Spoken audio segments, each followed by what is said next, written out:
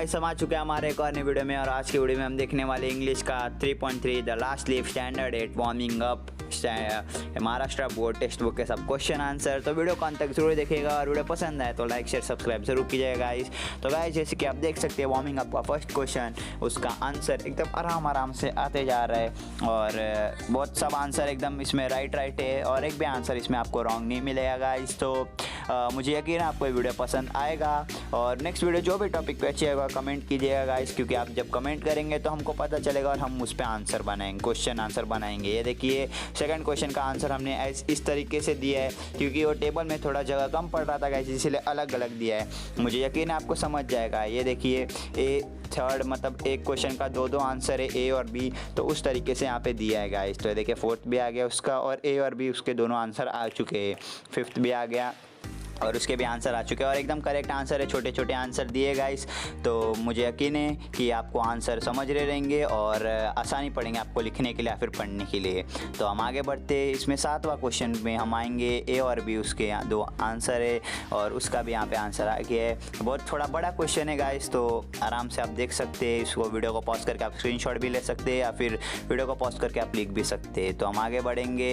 इसी के साथ वार्मिंग अप खत्म होता है और इंग्लिश वर्कशॉप का शुरुआत होता है गाइस। तो इंग्लिश वर्कशॉप का फर्स्ट क्वेश्चन आ गया, read the story and choose the appropriate meanings. तो फर्स्ट का आंसर है second, artist trying hard to earn a living, और सेकंड का आंसर है थर्ड, बेयर ब्रांचेस। तो एकदम करेक्ट आंसर है और आप इसको लिख सकते हैं आराम से, एग्जाम में भी आप इसको यूज़ कर सकते हैं गाइस। तो हम बढ़ेंगे अभी सी के तरफ और सी का आंसर है फर्स्ट, पेंटेड स्किलफुली। एकदम आराम से आ रहे हैं यहाँ पे गाइस। और सेकंड डी का आंसर है second, a board used by artist to mix colours. तो ये देखिए यहाँ पे आंसर आ चुका है और फटाफट आप इसे आंसर को लिख सकते हैं गाइस। तो हम अभी आगे बढ़ेंगे और आएंगे ई की तरफ और उसका आंसर है third, an expectationally beautiful work of an art, और उसका भी आंसर आपको यहाँ पे मिल चुका है गाइस। तो हम आगे बढ़ते हैं इसी के साथ और सेकंड क्वेश्चन की ओर आएंगे और इसमें आपको मीनिंग बताना है। Make the pair of sentence to show the difference between the meanings of the following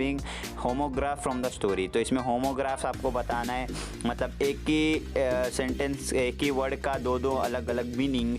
तो देखिए वहाँ पे आंसर दे दिया है, आराम से मस्त आंसर यहाँ पे दिए, छोटे छोटे और इजी आंसर यहाँ पे दे दिए और आंसर करेक्ट है। आप इसको आराम से किधर भी यूज़ कर सकते हैं। देखिए सी आ गया लेफ्ट और उसके भी यहाँ पे दो अलग अलग मीनिंग आ चुके हैं। तो इसी के साथ हम आगे बढ़ेंगे। डी जस्ट, और जस्ट वर्ड का भी यहाँ पे दो मीनिंग आया है। इसको ओन वर्ड में भी आप लिख सकते हो अगर आपको चाहिए तो, नहीं तो ये भी आप आराम से लिख सकते हो, ऐसा कुछ बात नहीं है। और अभी हम इसी के साथ गाइस अभी आगे बढ़ेंगे। तो हम आगे बढ़ेंगे ई की ओर और अगला वर्ड है माइंड, और माइंड का भी यहाँ पे देखिए दो उसका मीनिंग आ चुका है अलग अलग और मीनिंग एकदम करेक्ट है, मीनिंग एकदम मीनिंगफुल है।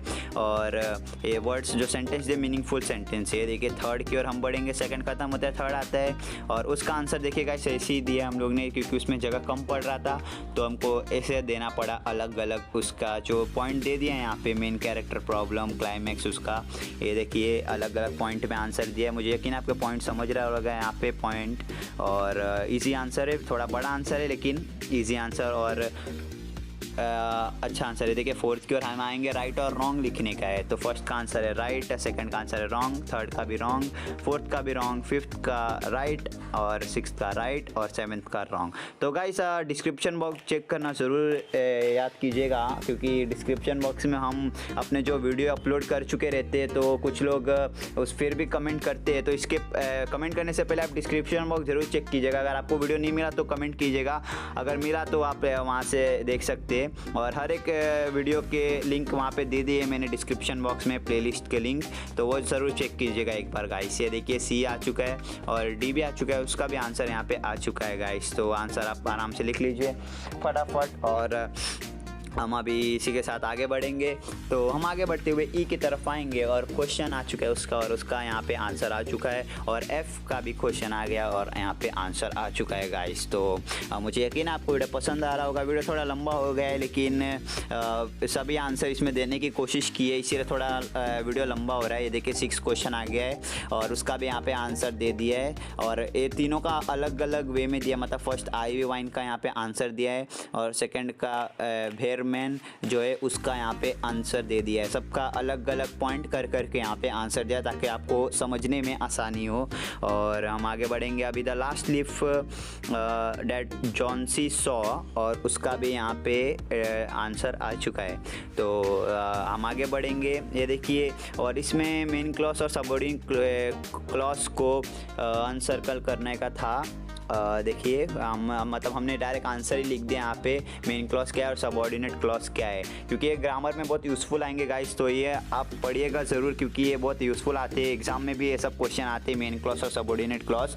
तो ये आप इसको समझ सकते हैं, या फिर ये सब क्वेश्चन भी आते हैं कभी कभी एग्जाम में जो टेक्स्ट बुक में रहते हैं, तो वो भी आप पढ़ सकते हैं गाइस।